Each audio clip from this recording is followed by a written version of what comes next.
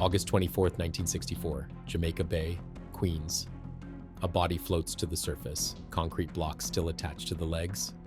The victim, Ernest Rupolo, a former Genovese hitman who'd made the fatal mistake of becoming an informant 20 years earlier. The prime suspect, a rising star in the Colombo family named John Sonny Franzese. By the time of his arrest, prosecutors claimed Sonny had killed between 30 and 50 men. He'd never go down for it. The evidence was never strong enough. Sonny Franzese would become one of the most feared mobsters in New York history. A man who partied with Frank Sinatra at the Copacabana, financed Hollywood films, and ruled the Colombo family for decades. But this isn't just Sonny's story, it's the story of his son Michael, who became the youngest captain in Mafia history, masterminded one of the biggest financial scams in American history, and then walked away from it all. This is the wild story of the Franzese family, father and son, murder and millions, and the gasoline scheme that made them untouchable.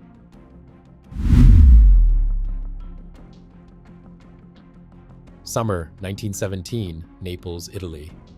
Carmine and Maria Franzese, Italian immigrants living in America, returned to their hometown for vacation.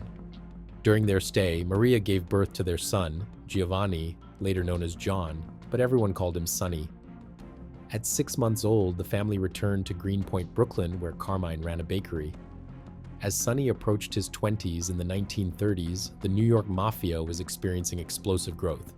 He began working under Joseph Profaci, boss of what would become the Colombo crime family. Profaci was an unusual boss, a wealthy olive oil importer with limited criminal knowledge who'd somehow ended up running one of New York's 5 families. By the early 1930s, Profaci was overseeing loan sharking, drug distribution, prostitution, and gambling. Sonny excelled in all of it. In 1938, at 21, he was arrested for aggravated assault, his first of many arrests. 4 years later, he was drafted into the U.S. Army. But Sonny didn't last long. He was discharged after a psychiatric report labeled him psychoneurotic with pronounced homicidal tendencies. The Army didn't want him. The Mafia did. Back in New York, Sonny resumed criminal activities, establishing rackets in both New York and New Jersey. His willingness to commit murder, combined with financial intelligence and sharp appearance, allowed his career to advance rapidly. In his 30s, he became a regular at the famous Copacabana nightclub, spending heavily on drinks and mingling with celebrities, Sammy Davis Jr., Frank Sinatra, boxer Rocky Graziano. Partly thanks to Sonny, the Mafia entered a glamorous era that shaped how we perceive organized crime today. In 1950, Sonny was formally inducted, becoming an official member under family captain Sebastiano Buster Alloy, one of the family's original founders. By the mid-1950s, Sonny was promoted to captain. His power was growing, so was his family, sort of. May 27, 1951, Cristina Capobianco gave birth to a son, Michael. He was Sonny's child, but this fact wasn't made clear during Michael's early years. Sonny was a married man with 3 children when he got the young cigar shop clerk pregnant. She married a man named Frank Grillo to avoid scandal. The Mafia eventually allowed Sonny to divorce his first wife and marry Cristina. Until around age 18, Michael carried the name Michael Grillo, believing Sonny was his stepfather.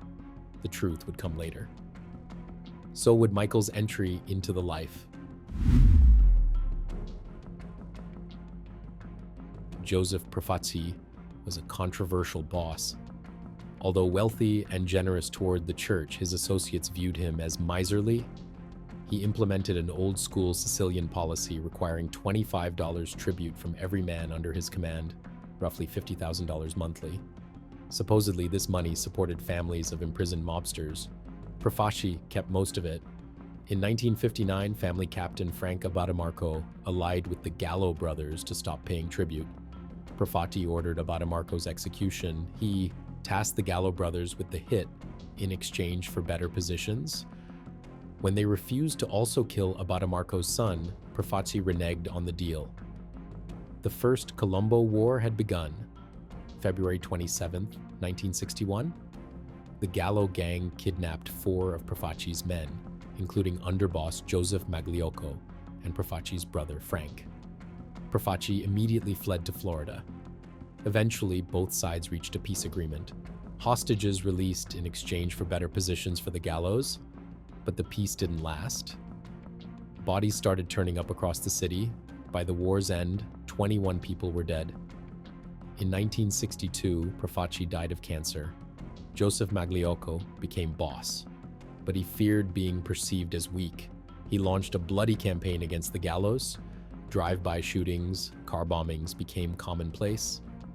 In 1963, Joe Bonanno launched a campaign to seize control of New York, seeking Magliocco's support.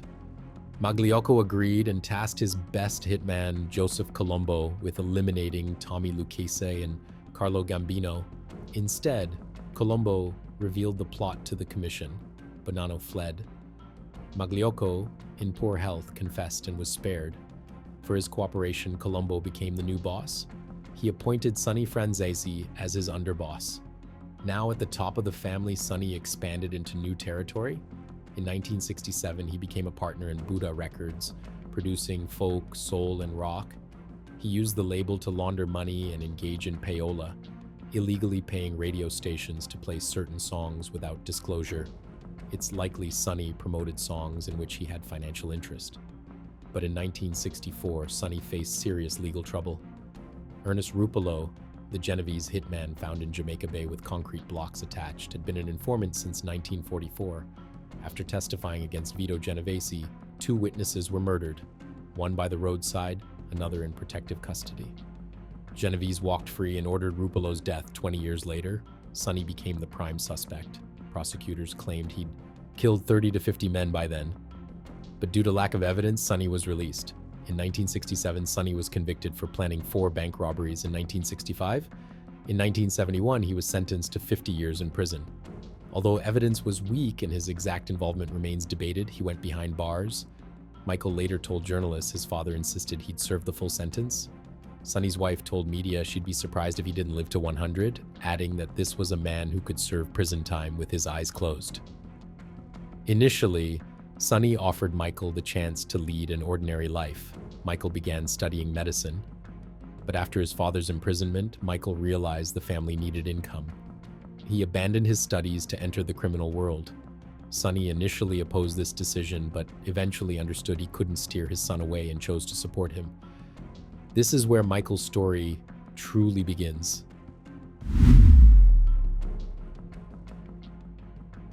After joining the Colombo family in 1971, Michael began working under his father's guidance. In 1972, Sonny financed Deep Throat, the notorious pornographic film that launched the golden age of adult cinema. In 1974, he financed the Texas Chainsaw Massacre, which became a major success. Michael moved fast. On Halloween night, 1976, at age 25, he took the Mafia blood oath and became an inducted member. By the late 1970s, he'd established connections with John Gotti and Angelo Ruggiero, high-ranking Gambino members.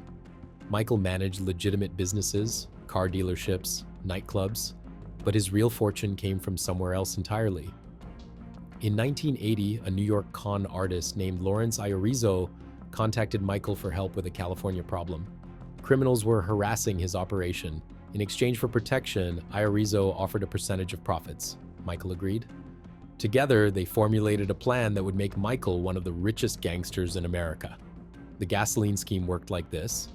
Michael and Iorizo set up 18 shell companies registered in Panama under ordinary Panamanian citizens' names. Panama had no wholesale gasoline tax. The companies sold gasoline wholesale from A to D, but the gas first passed through companies B and C. Company C falsified tax documents for Company D, then sold gasoline at reduced prices through Russian Mafia-operated gas stations. Through this manipulation, they pocketed approximately 9 cents per gallon in unpaid taxes. When the IRS came to collect from Company D, it immediately declared bankruptcy and shut down. Michael bought it back under a new name using the same Panamanian distributors. The long paper trail, combined with immediate bankruptcy filings, allowed the scheme to go undetected. These were just empty offices with single phone numbers. The scam accounted for nearly half of fuel distribution across New York City. Michael took 34% of total profits. Estimates range from $2 to $8 million per week, a massive sum. By 1986, the scheme operated in 14 of 50 states. Michael likely laundered funds through Miami Gold, his film production company. At age 34, Michael Franzese became one of the richest gangsters in the country, earning the nickname the Yuppie Don, but all that attention caused more problems than it solved. December 1985, Michael was indicted on 14 counts related to gasoline fraud alongside 8 others. Shortly after, in Florida, he was indicted again with 25 people for 177 individual counts. While held without bail, his partner Iorizo was sentenced to 5 years and fined $1.7 million. Facing this sentence, Iorizo decided to cooperate with authorities in March 1985, becoming an informant. The situation was dire. On March 21st, 1986, Michael pleaded guilty to 2 counts: tax fraud conspiracy and racketeering conspiracy. He was handed a massive $14.7 million restitution fine and a 10-year prison sentence. He had to sell assets, including his enormous mansion in Upper Brookville. His second trial ended with a plea deal, 9 years in prison and a $3 million fine. In 1991, Michael was sentenced to 40 years after violating parole terms. Prosecutors revealed he'd only begun repaying restitution that year, essentially labeling him a fraud. In a later interview, Michael explained he'd made authorities believe he was cooperating, but never actually did. He was sent back to prison when officials uncovered his strategy, but he emphasized he never sent anyone behind bars. He sought to mislead authorities while remaining loyal to his principle of never betraying Mafia associates. While in prison, a guard gave Michael a Bible. The gangster became a born-again Christian. This spiritual transformation led him to vow to leave his criminal life behind for good. On November the 7th, 1994, Michael was released as a free man. In 1995, he and his family moved to California, trying to hide from the Mafia's reach. Although agents told him relocation without going underground was impossible, Michael settled on his own and remained vigilant. He changed habits and kept distance from former contacts. For good reason, a contract was out on his head, and his own father was involved. Michael understood his father's difficult situation. Even though Sonny was his father, he faced certain death if he didn't turn against Michael. After all, Sonny had introduced his son into the Mafia. Sonny became underboss of the Colombo family again after John DeRoss was imprisoned, marking the second time he held this position. In 2005, Michael's half-brother, John Jr., became a federal informant. Not really an active family member, but a troubled addict with legal issues. He began wearing a wire to record Sonny and testified against him twice. After the second testimony, Sonny allegedly attempted to have his son killed. Jr. entered witness protection.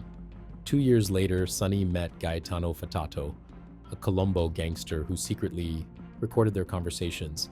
Sonny went into detail about Mafia-style murders, admitting he'd personally killed numerous people.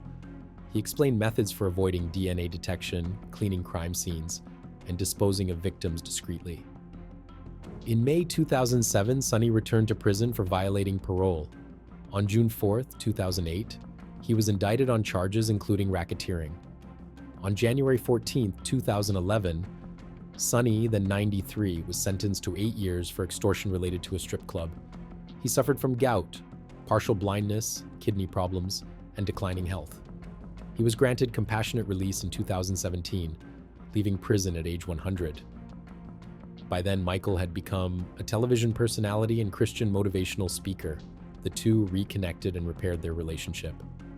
Sonny Franzese passed away on February 24, 2020, at the age of 103. The story of the Franzese family is one of the strangest in Mafia history. Sonny Franzese, underboss of the Colombo family, suspected of 30 to 50 murders, a man who partied with Sinatra and financed Hollywood films, who survived over a century, including decades in prison. And his son Michael, the yuppie Don who became the youngest captain in Mafia history, masterminded an $8 million per week gasoline scheme, walked away from the life, and lived to tell about it. Michael never sent anyone to prison. He rebuilt his life as a motivational speaker. By 2020, he'd gone viral on YouTube, sharing his story with millions. A hopeful ending to a story that could have turned out very badly. The Mafia prince who escaped the life and survived to tell the tale.